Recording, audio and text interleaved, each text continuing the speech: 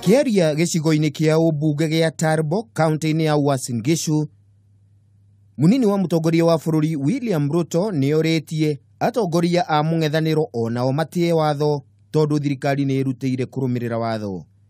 Kwa sababu Mungu anatupenda. Bwana asifiwe sana. Thirikari nĩ ĩkorete hatĩka-inĩ thutha wa munene wa borithi Joseph Boynet na munene wa CID George Kinoti kwaga gwikinya igoti-inĩ ta ũrĩa mathĩtwo nĩ igoti ni ũndũ wa kũhamũrithia miguna nginyagia bũrũri-inĩ wa Canada. And the government of Kenya, democratically elected by the people of Kenya, will continue to be run on the basis of the Constitution and the rule of law.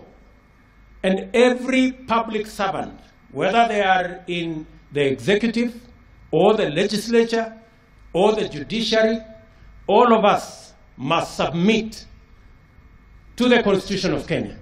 Oho munini wa mutongoria wa bururi nĩorĩtie ateti mahujie thayo na makorwo na ndũmĩrĩri ya kurehe akenya hamwe. Na tunawauliza ndugu zetu wale wako the other side, they are not our enemies, they are our competitors, but they too must follow the law.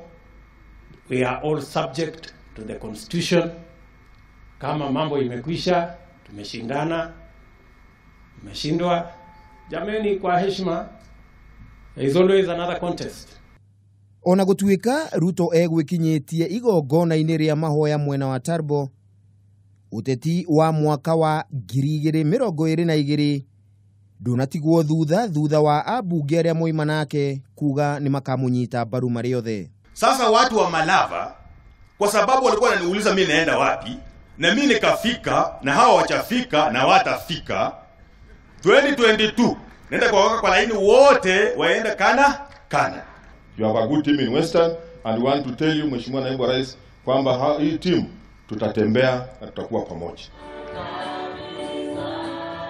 Nakuo kaunti-inĩ ya Machakos, mabishofu a kanitha cia kĩroho nĩmorĩtie mwena wa mũng'ethanĩro matige kwagira gĩtĩo gĩturwo kĩa mũtongoria wa bũrũri, makiuga Uhuru Kenyatta na munini wake William Ruto ni atongoria arĩa a Kenya mathurire mamatongorie. Inji hii haiko mikononi mwa wanasiasa, iko mikononi mwa kanisa. Kwa hivyo tujue ya kwamba sisi tutapeleka inji hii vile inatakiwa hiwe. Handũ-inĩ ha Kameme TV, rĩtwa rĩakwa nĩ Kameme wa Mwangi.